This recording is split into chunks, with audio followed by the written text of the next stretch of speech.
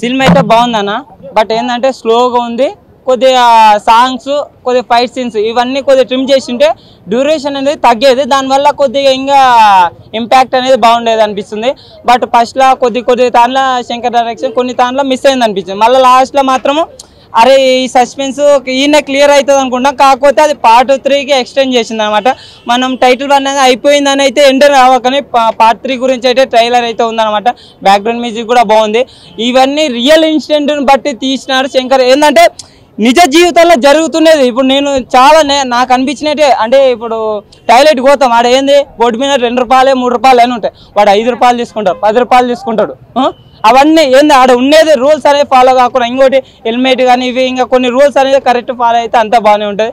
ఇంకోటి కొందరు క్వాలిఫికేషన్ లేకుండా జాబ్స్ అనేది వస్తున్నాయి, దానివల్ల కూడా ఎంతోమంది బల అవుతున్నారు. ఇంకా దేశం అనేది కొద్ది డెవలప్మెంట్ కానీ కాకుండా అయితే చేస్తున్నారు. ఇప్పుడు అంటే ఇప్పుడు జనాలు ఎలా ఉంటారు, నేను బాగుండాలా నా ఫ్యామిలీ, బయటోడు ఏమన్నా ఎట్టనా సావని అంతే.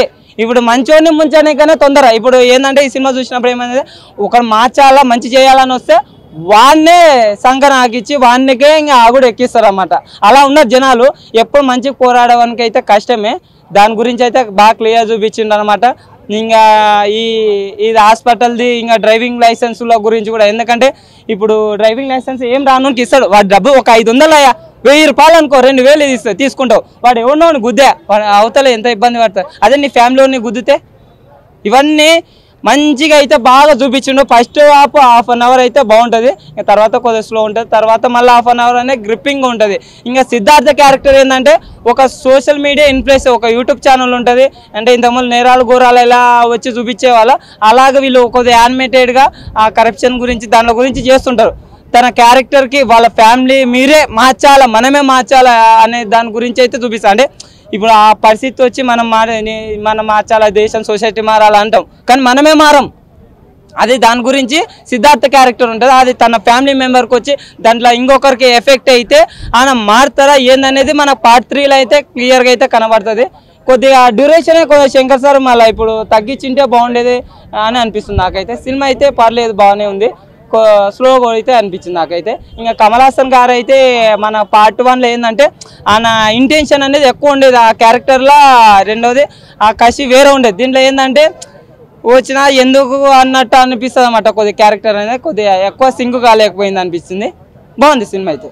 సినిమా అయితే ఓకే అన్న, మరీ హిట్ అనలేము, మరీ ఫ్లాప్ అనలేము, ఓకే. సినిమా అయితే ఓకే, బాగుంది. కాన్సెప్ట్ పరంగా సూపర్ ఉంది సినిమా.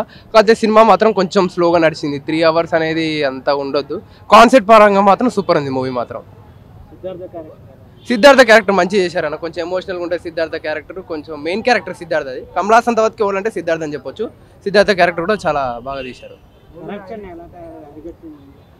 కరప్షన్ కొంచెం అంటే కొంచెం కొత్తగా తీసిండు కరప్షన్ విషయంలో. అంటే కరప్షన్ బేసిక్గా ప్రతి సినిమాలో ఉండేది కాబట్టి కొంచెం డిఫరెంట్ వేలో దాన్ని అరకట్టడం అనేది చేశారు. అదంటే ఇంకా పార్ట్ 3 ఉంది, పార్ట్ 3లో బాగా తెలుస్తుంది, పార్ట్ 2 కన్నా. ఇంకా పార్ట్ 3 కోసం వెయిటింగ్. సిద్ధార్థ రోల్ మంచిగా ఉందన్న, కీ రోలే సిద్ధార్థ గారిది కూడా. మూవీలో హైలైట్స్ అంటే కాన్సెప్ట్ అన్న, మెయిన్గా కాన్సెప్ట్. సినిమా స్లోగా నడిచిన కాన్సెప్ట్ మాత్రం కొంచెం డిఫరెంట్గా ఉంది. అంటే ఏ సినిమాలు నాకు తెలిసినందుకు ఏ సినిమాలు ఇట్లా చూడలేదు ఈ కాన్సెప్ట్, కొంచెం డిఫరెంట్గా ఉంది కాన్సెప్ట్. నెగిటివిటీ అంటే స్లో ఉందన్న కొంచెం, అంతే. నెగిటివిటీ అంటే ఏం లేదు, కొంచెం స్లో, లేకపోతే కొంచెం ఇంకేమైనా ఎక్కువ యాడ్ చేసి ఉండొచ్చు, కొన్ని సీన్స్ ఎక్కువ యాడ్ చేసి ఉండొచ్చు, కొన్ని యాక్షన్ సీన్స్ కానీ కొంచెం యాడ్ చేసి ఉండొచ్చు అనిపించింది. కానీ కాన్సెప్ట్ పరంగా అయితే మంచిగా ఉంది సినిమా. క్యారెక్టర్స్ మంచిగా చూపించారు కదా, టేక్ ఆఫ్ డైరెక్ట్ స్లోగా ఉంది, అంటే ఒకటే సీన్ మళ్ళీ చూసినట్టు అనిపించింది కొంచెం. భారతీయుడు కంపారిజన్ టు అయితే భారతీయుడు ఫస్ట్ టైం మంచిగా ఉంది అనిపిస్తుంది దీనికన్నా. కాకపోతే పార్ట్ 3 ఉంది, మళ్ళీ పార్ట్ 3లో ఏం చూపిస్తాడో తెలియదు శంకర్ గారు. హీరోయిన్ అంతగా ఏమి ఉండదన్న, మొత్తం హీరో మీదనే నడుస్తుంది, భారతీయుడి మీదనే నడుస్తుంది, కరప్షన్ కాన్సెప్ట్ మీద నడుస్తుంది, కొత్త కాన్సెప్ట్ వేలో చూపించాడు.